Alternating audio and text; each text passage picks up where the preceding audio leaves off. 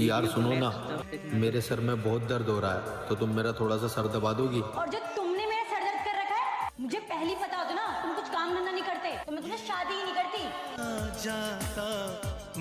Life हो तो भाई जैसी यार।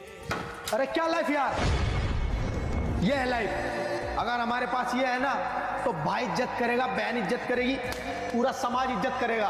अगर हमारे पास पैसा नहीं है ना तो इस दुनिया में इंसान की, इस शरीर की कोई वैल्यू नहीं है। इसीलिए बोल रहा हूँ मेरे भाई, पैसा कमाओ, क्योंकि इस दुनिया में मर्द की इज्जत तभी है अगर उसके पास ये पैसा है।